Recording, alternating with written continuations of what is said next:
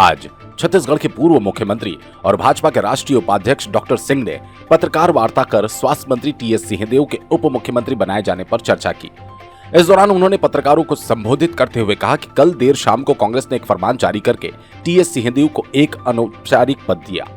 छत्तीसगढ़ के इतिहास में ये पहली बार है, वो भी 120 दिन के लिए, जिसमें से 2 महीने आचार संहिता में लग जाएंगे तो बाकी 60 दिन के लिए उप मुख्यमंत्री बनाकर बाबा को झुनझुना पकड़ा दिया गया।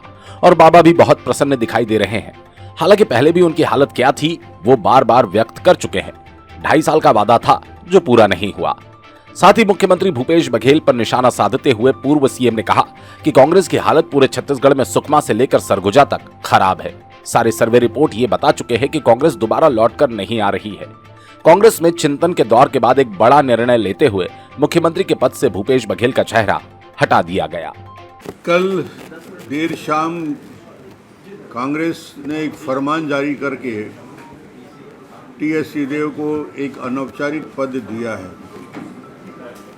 छत्तीसगढ़ के इतिहास में पहली बार उप मुख्यमंत्री का पद, वो भी 120 दिन के लिए, जिसमें से 2 महीने आचार संहिता में लग जाएंगे। 60 दिन के लिए उप मुख्यमंत्री बनाया, बाबा को झुनझुना पकड़ा दिया गया। अब बाबा बहुत प्रसन्न दिख रहे थे।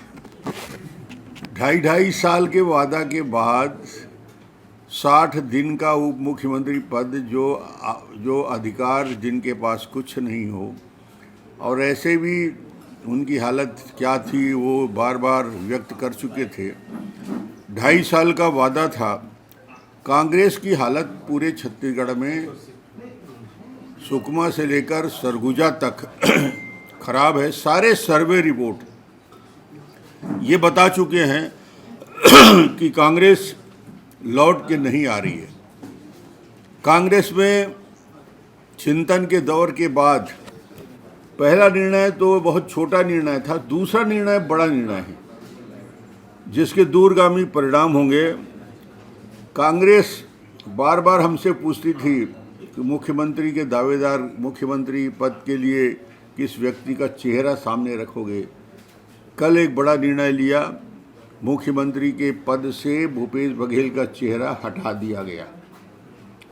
एक घोषणा हो गई, सामूहिक नेतृत्व से कांग्रेस चुनाव लड़ेगी। इसका मतलब ये है कि जिस भूपेश पे भरोसा है का नारा लगता रहा है, अब ये तय हो गया भूपेश है तो भ्रष्टाचार है, और कांग्रेस के केंद्रीय नेतृत्व ने स्वीकार कर लिया। और उसका नतीजा ये हुआ कि उनको मजबूरी में ये घोषणा करना पड़ा कि भूपेश का चेहरा नहीं, सामूहिक नेतृत्व में, सामूहिक नेतृत्व के साथ चुनाव लड़ा जाएगा। और मुझे लगता है कि ये आज सामूहिक नेतृत्व का प्रश्न जब छत्तीसगढ़ में आ गया है तो ये मान लिया जाए कि भूपेश के ऊपर केंद्रीय नेतृत्व का भरोसा पूरी तरीके से उठ चुका है। मुख्यमंत्री के 4 महीने के लिए भूपेश टीएस सिंहदेव जितना भी खुश रख लें, मगर छत्तीसगढ़ की जनता, ये जो पद स्थापना हुई है वो राज्य के भले के लिए नहीं हुई, सिर्फ महत्वाकांक्षा के पुष्टि के लिए ये घोषणा की गई है। इसका छत्तीसगढ़ की राजनीति में कोई प्रभाव नहीं पड़ेगा।